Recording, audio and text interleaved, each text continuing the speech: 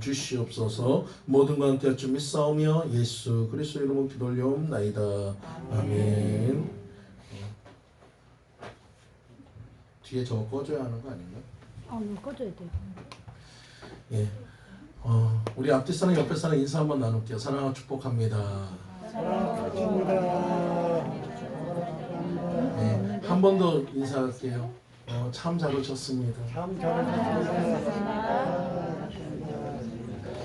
오늘은 본문인 사사기 7장 1절에서 7절까지 말씀을 중심으로 생각의 고정관념을 깨자라는 제목으로 같이 은혜를 나누고자 합니다. 우리 한번 따라해 볼까요? 생각의 고정관념을 깨자. 여러분, 우리가 고정관념이라고 뭡니까? 내가 갖고 있는 틀이에요. 우리들 스스로는 나는 아니에요 그러면서도 내 머릿속에는 항상 어떤 생각의 틀이 있습니다. 우리가 신앙의 틀들도 있어요. 그래가지고 어떤 사람은 네모적인 신앙의 틀이 있고 어떤 사람은 세모적인 신앙의 틀이 있습니다. 그래가지고 기도는 이렇게 하고 성경은 이렇게 하고 예배는 어떻게 드려야 하고 하는 그런 틀들이 있어요. 근데 주님께서 뭐라고 했습니까? 그런 모든 형식과 모든 것이 중요한 것이 아니라 우리의 마음과 중심이 중요하다고 그랬습니다. 근데 우리는 어떻게 합니까? 그 형식의 틀에다가 다른 사람을 자꾸 끼워 맞춘다는 거예요. 그러다 보니까 어떻게 됩니까? 거기서 무너지는 것이 많이 있다는 것입니다.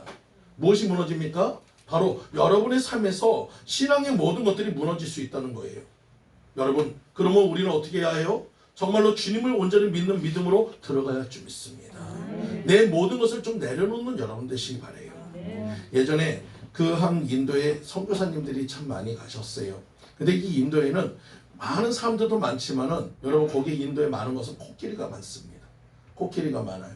그래가지고 인도 코끼리가 있습니다. 그래서 한 번은 이렇게 이 선교사님이 지나가면서 고민하기 시작해요. 왜? 선교라는 것이 거의 대부분이 뭡니까? 이제 해가지고 물질이 많이 들어갑니다. 그래서 어떻게 하면 물질을 많이 얻을 수 있을까? 어떻게 하면 더 하나님 내가 이렇게 선교를 하는데 많은 사람이 많은 것을 나눠줄 수 있도록 나에게 풍성하게 좀 주세요. 기도하는 마음으로 가는데 여러분 우리 한국 사람들의 특징이 하나가 있어요. 뭐냐면은 시장이고 어디 가면 사람들이 모여있으면 궁금해서 찾아갑니다. 이 선교사님도 한국 사람이다 보니까 지나가다 보니까 사람들이 막 웅성웅성 모여있으니까 뭔 일인가 해가지고 찾아가 봤어요. 찾아가 봤더니 그 중간에 뭐가 있냐면은 코끼리 한 마리가 서 있는데 거기 사육사가 딱 나와서 하는 얘기가 있습니다. 자, 지금부터 여러분이 단돈 1달러 자 1달러만 내고 이 코끼리에게 만약에 무슨 얘기를 해가지고 어떤 것을 하든지 간에 이 코끼리 눈에서 눈물을 흘린다면 이 앞에 있는 100달러를 당신들에게 주겠습니다. 그러니까 사람들이 막 다 도전을 하는 거야. 근데 그 앞에서 별짓을 하고 막 해가지고 코끼리를 간지럼 태우고 별짓을 다 해도 코끼리가 눈물 한 방울 안 흘려요. 근데 이 선교사님이 주머니 딱 뒤져보니까 진짜 이 주머니에 딱 1달러가 하나 있는 거야. 꾸깃꾸깃 다 1달러. 그래가지고 내가 해도 되겠습니까? 그러니까 하시라고. 그래가지고 1달러 딱 내고 코끼리 옆으로 가가지고 귀 곁에 앉아가지고 뭐라고 쑥탁 하는데 한 5분 정도 지나고 한 10분 정도 되니까 이 코끼리가 갑자기 눈물을 툭툭 흘리고 있는 거예요. 이 사육사가 보니까 아까 얘기한 것도 있고 사람들 많으니까 이 100달러는 주긴 주는데 되게 궁금해. 근데 그 선교사님이 그걸 받자마자 너무 좋아가지고 그냥 가버렸어요. 그 다음날 이제 와가지고 이제 또 누르면 가는데 저쪽에서 사육사가 막 깨가지고 손을 부르는 거예요. 그래서 선교사님 갔더니 저는 어저께 내가 여튼 한 100달러 준 건 내가 생각 안 할 테니까 다시 한번 도전해가지고 만약에 이 코끼리가 당신 말을 듣고 만약에 뒤집어진다면 내가 여기 있는 거에 3배를 주겠습니다. 그러자 이 선교사님 입장에서는 손해볼 게 없잖아요. 그러자고 그럼 한번 해봅시다. 그래가지고 코끼리한테 가가지고 귀에다 대고 뭐라고 쏙닥쏙닥 했는데 조금 있으니까 코끼리가 발에다 뒤집어졌어요. 그래가지고 이제 또 300달러를 또 얻었어. 그래가지고 이제 돌아가려고 그랬더니 사육사가 붙잡는 거예요. 그러면서 얘기하는 게 아니 대체 저 코끼리한테 뭔 얘기를 했길래 어제는 울고 오늘은 뒤집어집니까? 그래서 얘기했더니 선교사님이 하는 얘기가 내가 뭐 별 얘기는 안 했고 코끼리한테 그동안 내가 선교하면서 힘들었던 거 이런저런 거 참 아팠던 거 그런 거 얘기를 했더니 얘가 참 공감을 잘하더라고. 그래가지고 눈물을 뚝뚝 흘리더란 겁니다. 그럼 왜 얘가 왜 뒤집어졌어요? 그랬더니 뭐 별거 얘기 안 했어요. 너 나랑 선교할래? 그랬더니 얘가 확 뒤집어지더라고. 그러므로 여러분 이 코끼리조차도 목회와 선교가 힘든 거 압니다. 하지만 우리의 모든 삶의 모든 것들이 생각과 모든 것들이 뒤집어지는 역사가 있어야 줄 믿습니다. 여러분의 모든 고정관념이 바뀌어야 줄 믿습니다. 여러분 그래야지만 우리의 삶의 모든 것이 달라질 수 있어요. 예전에 여러분 코끼리 얘기를 한 번 더 할게요. 서커스에 가면은 여러분 사육사가 이렇게 나왔을 때 코끼리 그 큰 등치가 요 밧줄 조그마한 그 실줄에 막 끌려다니는 거 볼 겁니다. 그러면서 여러분 저는 어렸을 때 이런 생각을 했어요. 아니 저 녀석은 등치도 큰 게 저거 탁 해가지고 하면 끊어질 텐데 왜 저러고 다녀? 그렇게 생각했는데 나중에 보니까 얘가 어렸을 때는 이 목에 걸려있던 밧줄이 쇠사슬이었어요. 굵은 쇠사슬이어가지고 얘가 어떻게든 끊어보려고 노력했지만 안 끊어집니다. 자라면서 이 코끼리의 머릿속에 뭐가 남아있습니까? 내 목에 있는 걸려있는 거는 절대로 안 끊어진다는 고정관념이 있는 거예요. 그래서 그것이 나중에 밧줄로 바뀌어도 여전히 이 줄을 못 끊는다는 생각 때문에 끌려다니는 겁니다. 우리들도 마찬가지입니다. 생각이라는 것이 그렇게 무서워요. 여러분이 고정관념의 생각이 묶여 있으면 여러분이 어떤 것도 할 수 없고 어떤 것도 벗어날 수 없습니다. 그러므로 오늘 이 시간 성경의 말씀을 통해서 하나님의 말씀을 통해서 성경을 통해서 내 고정관념과 모든 생각에 묶여 있는 것들이 끊어지는 역사가 있기를 간절히 축원드립니다. 변화되는 역사가 있기를 간절히 축원드립니다. 오늘 본문에 기드온이라는 사람이 나와요. 여러분 우리가 흔히들 기도원 하면 뭐라고 얘기합니까? 약한 사람 뭐 해가지고 좀 뭐 주저주저하는 사람 우유부단한 사람 그런 뭐 겁쟁이 막 그런 얘기를 많이 하지만 여러분 저는 그렇다고 생각하지 않습니다. 왜냐하면 내가 만약에 기도원의 입장이어도 거의 똑같이 하던가 아니면 더하면 더했지 덜하지 않아요. 왜냐하면 당시에 여러분 생각을 해보세요. 이 미디안의 군대가 이 이스라엘 백성들을 얼마나 잔혹하게 그들을 핍박했냐면은 농사를 지어가지고 기껏 만들어 놓으면 와가지고 그 농사를 그냥 가져가 버립니다. 양을 갖다 키워가지고 양털을 갖고 오면 지들거리냐 당연하게 와가지고 그냥 다 뺏어가는 거예요. 숨겨도 소용없고 그것을 감춰도 소용없어요. 그냥 무조건 찾아들어가지고 지껏 마냥 다 가져가니까 어떻게 대항할 수도 없습니다. 그리고 이 이스라엘의 나라는 왕이 없어요. 그러다 보니까 왕도 지도자도 없는데 그 하나의 일개 백성의 힘으로 이 미디안 군대가 싸울 수가 없어요. 그래서 이 기드온조차도 어떻게 합니까? 지금 어찌됐든 먹고 살아야 하고 이겨야 하니까 포도주 틀에 앉아가지고 거기서 곡식을 그걸 하고 있는 거예요. 내 가족을 먹이기 위해서. 그것이 여러분 약한 자입니까? 겁쟁이가 아니란 거예요. 그는 최대한 살고 싶은 것이고 인간의 본성이란 거예요. 근데 여러분 그런 상황 속에서 그렇게 괴로워하고 있는 그 기드온에게 누가 찾아옵니까? 하나님이 찾아왔다는 거예요. 하나님의 사자가 와서 그 기드온을 향해서 얘기합니다. 너는 큰 용사라. 너는 큰 용사라. 여러분 우리 옆에 사람한테 한번 이렇게 할까요? 당신은 큰 용사입니다. 당신은 큰 용사입니다. 그 옆에 사람이 어떻게 쳐다보세요? 에이 그러면서 쳐다보죠. 기드온도 똑같이 쳐다봤어요.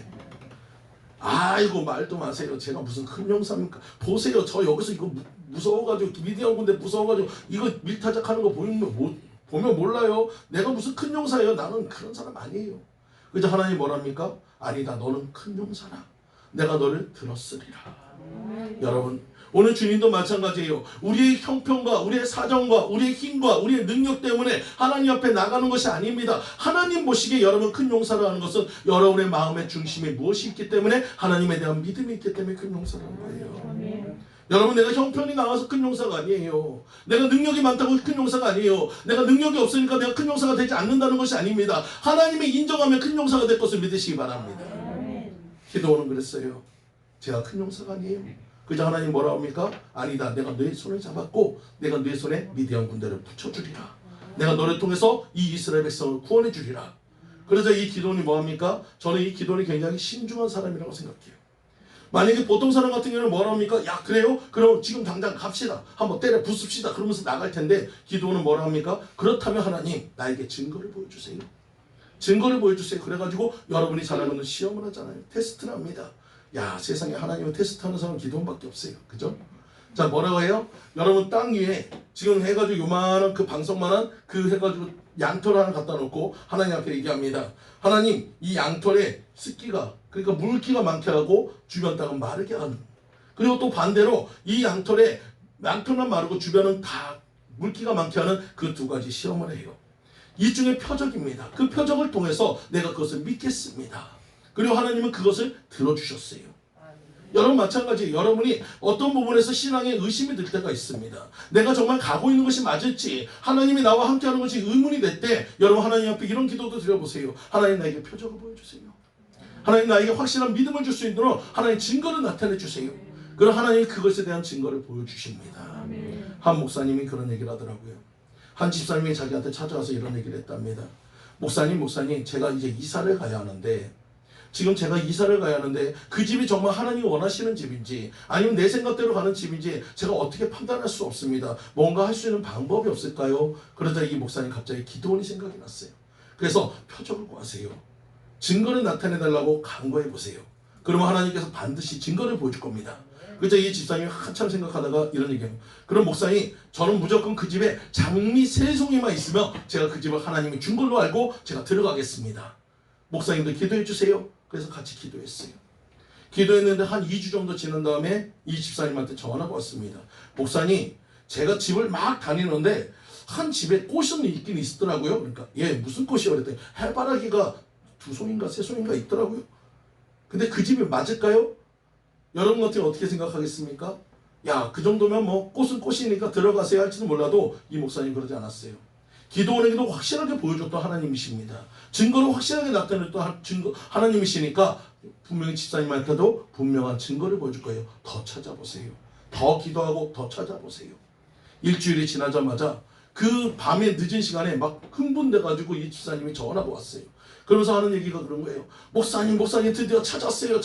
뭘 찾았어요? 장미 3송이요. 그래가지고 예? 그랬더니 집에 갔는데 장미 3송이가 있는데 그 장미가 겁나게 커요. 그러니까 이 목사님 뭐 장미가 커봤자 얼마나 크겠어. 근데 나중에 신방 갔더니 알게 됐대요.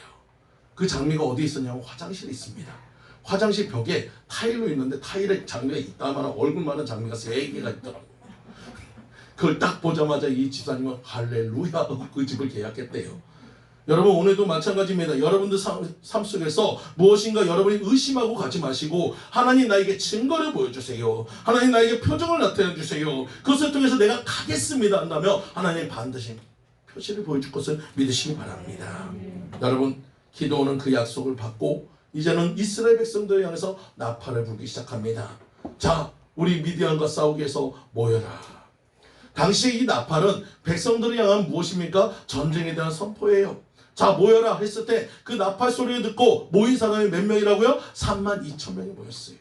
자, 군대가 모이긴 했지만 여러분 32,000명이 그들이 어떤 모습으로 왔을 것 같습니까? 이 사람들이 전문적인 군사훈련을 받은 사람이 아니에요. 자기들의 집에 있는 뭐 해가지고 도끼니 뭐니 해가지고 농작물이니 그런 것들 다 들고 그냥 전혀 군대 같지 않은 모습으로 그래도 모이겠다고 싸우겠다고 모인 사람이 32,000명이에요. 근데 여러분 우리의 생각으로는 야 32,000명 갖고 어떻게 싸워도 이길 수 있을까? 왜냐하면 여러분 8장에 보면은 미디안 군대는 138,000명입니다. 그러면 32,000명 대충 계산해도 4대1이에요. 여러분 전문적으로 군사훈련을 받은 사람도 4명 놓고 싸우기도 힘든데 32,000명 갖고 싸워도 이길까 말까 거의 대부분이 반 이상은 질 것 같은데 여러분 하나님 뭐라고 그럽니까? 기도원한테 얘기합니다. 야 32,000명도 많다. 우리의 생각으로는 도저히 상식이 안 되는 거예요. 근데 하나님 뭐라 그래요? 32,000명도 많다. 그러면서 그 첫 번째 조건이 뭐냐? 두려워하는 자는 떠나가라. 기도는 하나님의 표정을 받은 사람입니다. 하나님의 증거를 받은 자래요. 그래서 그 사람들 향해서 외칩니다. 너희가 기도는 네가 모이긴 했지만 혹시라도 미디안 군대가 싸우는 것에 두려움이 있는 자들은 집으로 돌아가라. 그러자 여러분 야, 그 얘기 떠나자마자 한 명이라도 좀 남아있으면 좋은데 여러분 22,000명이 그냥 나가버립니다. 아까 얘기했죠. 32,000명으로 여러분 4대1인데 10,000명 남았어요. 이제는 13대1이에요. 여러분 도저히 이제는 더 싸움이 안 돼요. 근데 하나님 뭐라고 그럽니까? 10,000명도 많다. 여러분 우리 입장에서 본다면 하나님 앞에 따질 거 아니에요.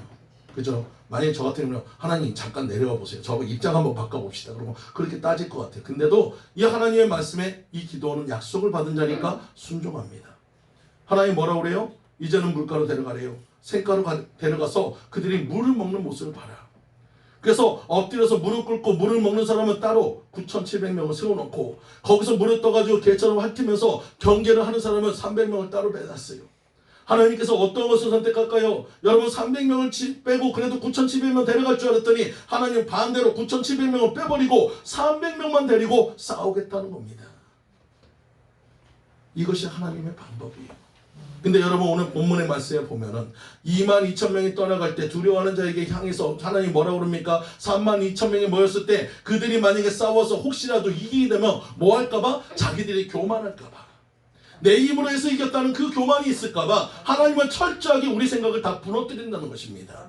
여러분 300명 갖고 여러분 13만 8천 명과 싸워가지고 이길 수 있다는 방법이 나옵니까? 안 나와요. 근데도 하나님은 그것을 하겠다는 것입니다. 그것이 바로 우리의 생각과 하나님의 생각이 틀리다는 것이에요. 바로 여러분의 고정관념은 뭡니까? 우리는 상식과 모든 것을 통해서, 이성과 모든 것을 통해서 우리가 계산해가지고 그 모든 것이 됐을 때 우리는 움직이지만, 하나님은 우리의 계산이 아니라 하나님의 말씀에, 하나님의 능력에 의지하는 자를 들어 쓴다는 거예요. 그것이 300이라는 겁니다. 그 사람들이 선택된 자라는 거예요. 32,000명이라는 지원병은 있었지만 선택병은 적었습니다. 여러분, 우리가 주님을 믿는다고, 주님의 일을 하겠다고 많은 사람들이 지원해 오지만 그 안에서 쓰임받는 사람은 그렇게 많지가 않아요. 하나님이 선택하는 자는 하나님의 말씀에 순종한 자인 것을 믿으시기 바랍니다. 오늘 여러분들이 모두 다 300용사처럼 선택받은 자들이 되시기를 가지고 축원드립니다. 그 다음 그 300용사들은 어떻게 선택이 됐을까요? 첫 번째, 그들은 희생정신이 있었어요. 여러분, 누군가에게 희생하려는 정신이 있어요. 우리 예수님도 우리를 위해서 희생하셨습니다. 우리를 위해서 아낌없이 자신의 목숨까지도, 물과 피와 모든 것을 다 내주셨습니다. 결국은 그리스도인은 기본적으로 내 마음에 희생정신이 있는 사람들. 누군가 남을 위해서 희생하고, 누군가 여러분 다른 사람들을 위해서 희생하고, 믿음으로 희생할 수 있는 그 준비가 되어 있는 사람만이 주님을 믿을 수 있다는 거예요. 그런 사람들이 32,000명이에요. 왜 그럴까요? 당시에 이스라엘 백성들은 어떻게 보면은 여러분 출애굽 당시에 60만이라고 했습니다. 그리고 나중에 보면은 다윗이 인구 조사를 했을 때 150만이라고 했어요. 그러면 여러분 그 중간에 보면 한 100만 정도의 사람이 거기에 있다고 할 때, 여러분 남자만 따져도 한 50만이 된다고 했대. 그 안에서 모인 사람이 여러분 32,000명밖에 되지 않아요. 많은 사람이 모이지 않았어요. 그 50만 명 중에서도 그래도 전쟁을 위해서 어찌됐든 싸워서 질지라도 내가 한번 싸워서 이기겠다고 모였던 사람이 32,000명이었다는 거예요. 희생정신을 갖고 있는 사람이라고. 바로 여러분도 마찬가지입니다. 세상 가운데 수없이 많은 사람들이 있는데 그 중에 잘나고 정말 뛰어나고 권세 있고 능력 있는 많은 사람이 있는데 왜 나같이 부족한 자를 왜 하나님께서 부르셨을까? 그것은 바로 여러분 안에 주님을 향해서 희생할 수 있는 그 마음과 모든 것이 있기 때문에 하나님이 선택했다는 것을 믿으시기 바랍니다. 오늘 그래서 나는 누구라? 선택병이라. 하나님이 부르신 자예요. 너는 내 아들이라 내가 너를 지명하여 불렀느니 너는 내 것이라. 하나님께서 여러 번 내 것이라고 지정했기 때문에 이 자리에 올 수 있었음을 믿으시기 바랍니다. 자, 이 32,000명만 해도 참 대단한 사람이고 참 충실한 사람이에요. 그래도 여러분 하나님께서 뭐라고 했습니까? 아까도 얘기했지만 자기들이 자긍할까봐, 자기들이 교만할까봐 그 32,000명 안에서도 하나님 분리시키는 거예요. 우리들도 마찬가지입니다. 하나님은 여러분에게 퀴즈를 합니다. 물론 하나님 안에서 가까이 온 사람이 있지만 하나님이 쓰시고자 하는 일꾼은 거기 안에서도 굉장히 까다로운 조건으로 부르고 계셔요. 고르고 계셔요. 오늘 여러분들이 그 고름에 통과되는 여러분 되신 간절히 축원드립니다. 저는 오늘 이 본문의 말씀을 보면서 어떤 것이 생각나면 오디션이 생각나요. 여러분 오디션 프로에 보면 예선전이 있고 뭐 준결선전이 있고 막 해가지고 요새 뭐 미스 트롯이니 미스터 트롯이니 해가지고 막 뽑아내잖아요. 그런 것처럼 하나님이 그런 테스트 속에서 우리를 뽑아내는 거예요. 첫 번째 테스트에 여러분 우리는 희생정신을 갖고 테스트에서 통과를 했습니다. 이제 본선 진출해야 해요. 근데 두 번째 테스트가 있습니다. 두 번째 테스트는 뭐냐? 너희 안에 두려움이 있어서는 안 된다.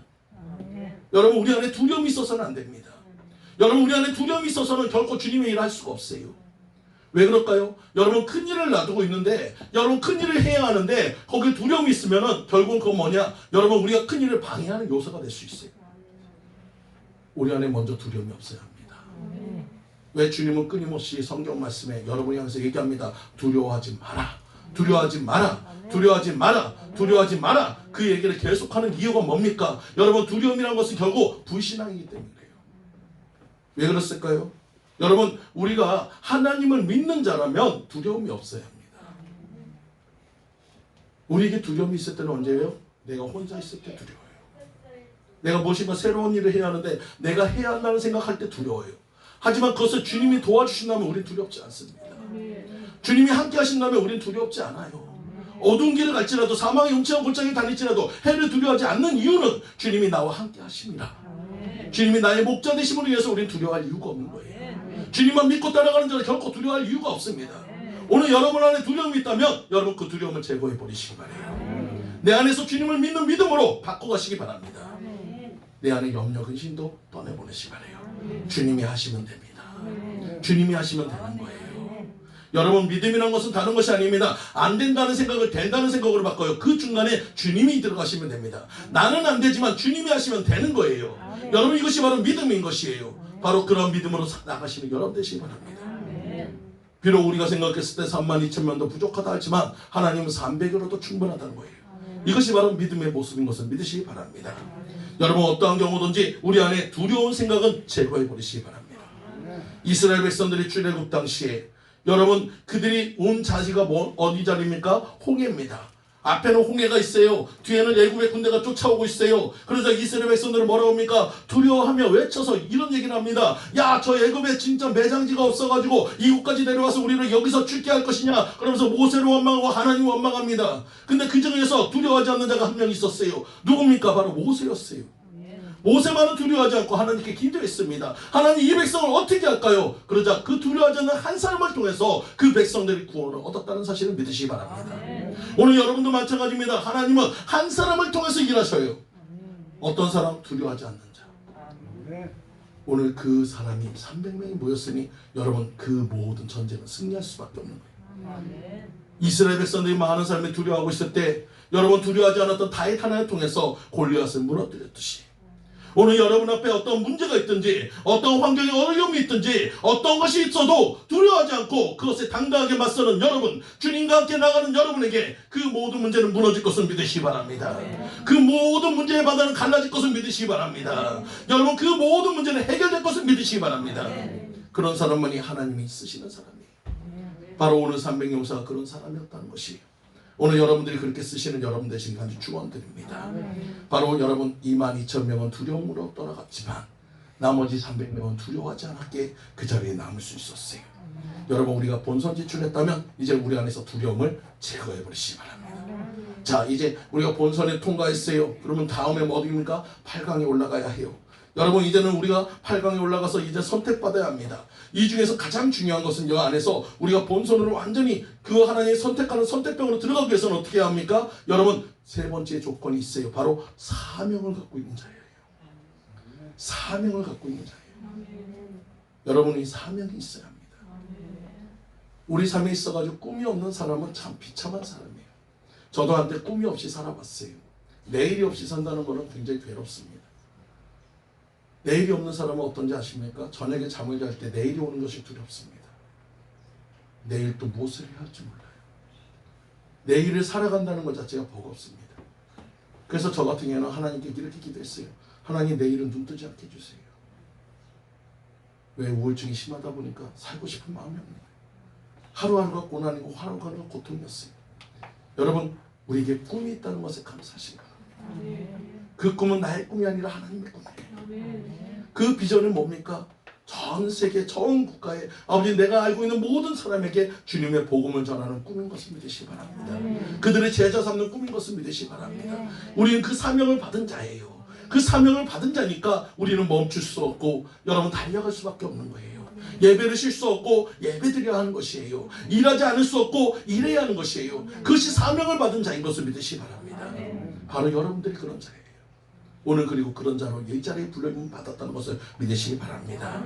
자, 여러분, 32,000명 중에서 22,000명 두려운 자가 떠나고 이제 10,000명이 남았어요. 근데 하나님께서 뭐라고 합니까? 10,000명도 많다. 그러면서 그들에게 엄청난 훈련을 시킵니다. 여러분, 이 광야길이라는 것이 굉장히 뜨거워요. 어렵고 힘듭니다. 어떤 한 목사님들이 저 그 성지순례를 갔는데 이제 광야를 이렇게 가지고 버스를 타고 갑니다. 버스 안에는 에어컨이 빵빵하게 나오니까 얼마나 시원합니까? 밖으로 딱 보니까 광야길이 보여요. 그러면서 이 사람들이, 이 목사님들이 갑자기 뭔가 큰 충동을 받았든지 뭔가 은혜를 받았는지 몰라도 그 가이드한테 이런 얘기합니다. 가이드님 잠깐 차 좀 세워보세요. 왜요? 그랬더니 저희가 광야 체험을 해야겠습니다. 이스라엘 백성들이 40년을 광야를 다녔고 우리 예수님도 광야에서 40일간 굶었다는데 우리가 광야에 왔는데 광야를 체험하지 않고 어떻게 하겠습니까? 말은 좋아요, 그렇죠? 그래서 이 가이드가 참 불쌍한 표정으로 내려가면 후회할 텐데요. 아, 괜찮대. 그러면서 한 몇 분 목사님이 내렸어요. 내리고 혹시나 몰라가지고 가이드가 천천히 그래가지고 그 옆에 버스를 타고 가는데 한 10분 좀 있으니까 갑자기 문을 막 두들깁니다. 문 좀 열어주세요. 왜요? 그랬더니 죽겠어요. 광야라는 것은 그런 곳이에요. 타는 듯한 목마름이 있고 그 햇볕에 뜨거움이 있어서 그것을 갖다 쉽게 걸어가지 못합니다. 우리는 그런 생각을 해요. 출애굽 당시에 저 이스라엘 백성들은 툭하면 불평해, 툭하면 뭐라 그래. 여러분, 우리가 그 길을 걸어갔다면 우리는 더하면 더했지 덜하지 않아요. 우리는 지금 광야길을 걷고 있습니다. 주님의 은혜가 아니면 단 하루도 걸을 수 없는 길이에요.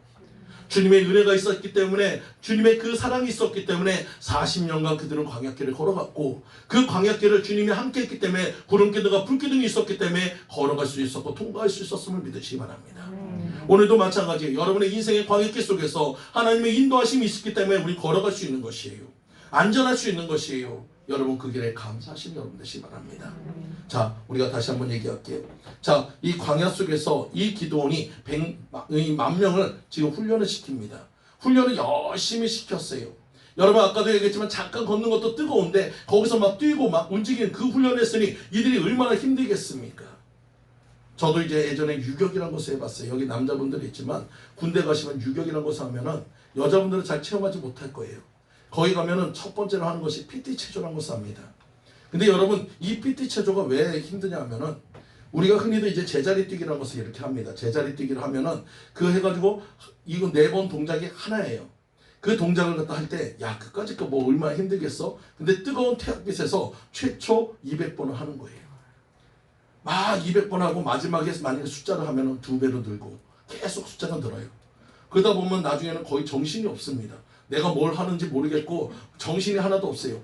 마지막에 숫자가 나오면 어디로 가는지 또 계속 늘어가니까 이거는 완전히 정신이 하나도 없어요. 근데 여러분, 이런 뜨거운 태양볕에서 PT 체조하는 것보다도 또 천리행군을 하는 것보다 더 힘든 것은 뭐냐면 타는 듯한 목마름이에요.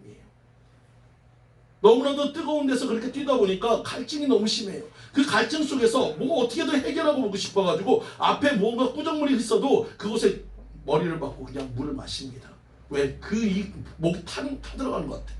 너무너무 고통스러우니까 그것이 꾸정물이든지 더러운 것인지 그건 상관도 안 해요. 그냥 물이면 그냥 마시는 거예요. 그 정도의 그 고통이 있습니다. 오늘 이 백성들이 정말로 그 10,000명이란 그 병사들이 훈련을 받고 지금 물가에 나왔어요. 여러분, 물가에 나왔다면 그들의 행동은 당연한 것입니다. 어떻게 보면 9,700명은 어떻게 보면 가장 이성적인 거예요. 우리가 봤을 때 상식적인 거예요. 하지만 하나님 뭐라고 합니까? 너는 눈앞에 있는 것만 보는, 육적인 것만 보는 사람이란 것입니다. 눈앞에 있는 것만 보는 근시안적인 시각이란 것이에요. 무엇을 봐야 한다는 것입니까? 우리는 사명을 봐야 한다는 것이에요. 내 눈앞에 있는 문제만 보는 것이 아니라, 내 눈앞에 있는 어려움만 보는 것이 아니라, 내 눈앞에 것을 해결하려고 하는 것이 아니라 주님의 일을 위해서 너는 참을 수 있는 인내가 있어야 한다는 것입니다. 내가 정말 죽을 것 같은 고통이 있어도 그 상황에서도 사명 있는 사람은 물을 떠서 핥아먹는 거예요. 왜? 주변의 적을 갖다 보는 것입니다. 왜 이들은 무엇 때문에 왔습니까? 미디안 군대와 싸우기 위해서 왔어요. 혹시라도 내가 그렇게 물 마시다가 미디안 군대가 쳐들어오면 어떻게 되겠습니까? 그 안에서 죽게 되는 거예요. 그러므로 그들은 사주 경계를 하면서 여러분 거기서 미디안 군대를 경계하고 있는 것이에요. 바로 그것이 사명이라는 것이에요. 내가 무엇하는지를 알고 있는 자라는 것이에요. 여러분도 마찬가지입니다. 내 앞에 있는 문제가 중요한 것이 아니에요. 여러분 앞에 처해 있는 어려움이 중요한 것이 아니에요. 내 앞에 다가온 환난이 중요한 것이 아니에요. 하나님의 뜻과 하나님의 명령과 하나님의 일을 여러분 바로 아시는 여러분 되시기 바랍니다. 내가 무엇을 해야 할지 아는 자, 그 사람만이 사명자인 것이에요. 베세메스로 가는 소를 보세요. 그들은 그 소는 송아지를 낳은 지 얼마 되지 않았습니다. 그 송아지에게 젖도 먹이지 못했어요. 하지만 그 소들은 정말로 그 하나님의 명령 사명을 위해서 뒤에서 오는 송아지의 울음소리에 뒤돌아보지 않고 자신의 가야 할 길을 묵묵하게 걸어갔습니다. 그 길 끝에는 그들이 죽음밖에 없지만 그래도 그것이 사명이기에 그 소들은 눈물 흘리면서 끝까지 그 사명을 감당했습니다. 오늘 우리는 사명자입니다. 베세메스로 가는 소와 같은 사명자입니다. 우리의 주변에 있는 인적인 것들, 정적인 것이 중요한 것이 아니라 하나님의 사명을 위해서 걸어가는 여러분 되시기 간절히 축원드립니다. 그 사명을 위해서 달려가는 여러분 되시기 간절히 축원드립니다. 그럴 때 하나님께서 일해 주시는 거예요. 그럴 때 하나님께서 도와주시는 거예요. 사명자에게 하나님이 함께 하실 것을 믿으시기 바랍니다. 오늘 나는 사명자입니다. 그러면 우리는 환경 보지 않아요. 문제 보지 않아요. 사람 의지하지 않아요. 주님 바라보고 걸어가는 여러분들 모두가 되시기를 간절히 축원드립니다. 마지막으로 하나님께서는 그들이 다 통과되고 난 300명을 데리고 하나님 뭐 삽니까? 이제는 지금 그들의 목적이 뭐예요? 미디안 군대와 싸워서 이겨야 합니다. 여러분 기드온의 입장에서 300명 데리고 싸우는 것이 버거워요. 하지만 하나님 뭐합니까? 그들에게 승리의 전략이 있다고 얘기합니다. 내가 너희를 승리케 할 방법이 있다고 얘기합니다. 그래서 하나님이 그 방법까지도 가르쳐줘요. 만군의 여호와시고 승리의 하나님이시기 때문에 그 모든 방법은 뭡니까? 100명씩 나눠가지고 주변을 다 둘러쌉니다. 그리고 그들의 손에 무엇을 들게 합니까? 자, 항아리를 주고 횃불을 들고 나팔을 들고 올라가요. 여러분 칼과 창과 뭐 다른 것을 들고 가는 게 아니에요. 항아리와 횃불과 여러분 나팔을 들고 올라간대요. 우리가 흔히들 이렇게 생각할 거예요. 야, 그놈의 그 횃불하고 그 나팔은 이해가 되죠. 왜 전쟁에 쓰리고 밤에 올라가니까. 여러분 근데 이 항아리는 왜 가져가는 걸까? 여러분 한번 생각해 보신 적 있어요? 항아리 용도는 뭡니까? 주로 뭔가를 담는 역할이에요. 뭔가를 갖다 물에 채우든지 뭘 채우는 역할을 하는 것이 항아리입니다. 근데 이것이 전쟁에 쓰인다? 여러분 도저히 생각할 수 없어요. 근데 하나님 뭐라고요? 우리의 생각과 모든 고정관념을 깨버리신다는 겁니다. 항아리는 당연히 물을 담는 데 쓰는 것이고 그릇 담는 것에 쓰는 것이 아니라 그것도 무엇에 쓸 수 있다? 전쟁의 도구로 쓸 수 있다. 그것이 승리의 전략이 될 수 있다고 얘기합니다. 그리고 그 항아리에 무엇을 담습니까? 횃불을 담아서 올리는 거예요. 그리고 이경 바로 밤 10시가 되었을 때 하나님께서 명령을 내리고 기드온의 명령과 함께 그들은 하나같이 다 한꺼번에 나팔을 붑니다. 여러분 이 이경이라는 시간은 바로 10시라는 시간은 근무 교대하는 시간이에요. 저도 이제 군대를 갔을 때 이 교대하는 시간이 가장 피곤합니다. 그래가지고 정신이 없어요. 막 해가지고 거의 잠이 들깬 상태로 나가거든요. 그런 시간에 갑자기 천지사방에서 어두운데 막 나팔 소리가 막 들린다는 사람들이 혼비백산해요. 거기서 두 번째는 뭐랍니까? 항아리를 깨래요. 항아리가 깨지는 소리가 그 밤에는 얼마나 크게 들리겠습니까? 그것도 300명이 한꺼번에 깼으니 이거는 완전히 하늘이 무너지는 소리가 들리는 거예요. 야, 이게 무슨 대포 소리도 아니고 이게 대체 뭔 소리냐? 거기다가 횃불들이 갑자기 딱 올라가니까 온 사방팔방이 다 불빛으로 보이니까 거대한 적군이 다 밀려오는 듯한 느낌이 드는 거예요.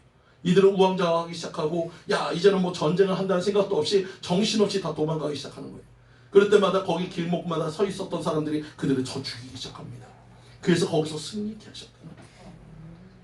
하나님께서는 그들과 어떤 정식으로 싸운 것이 아니라 하나님의 승리의 전략으로 싸워서 승리케 하셨다는 것을 믿으시기 바랍니다.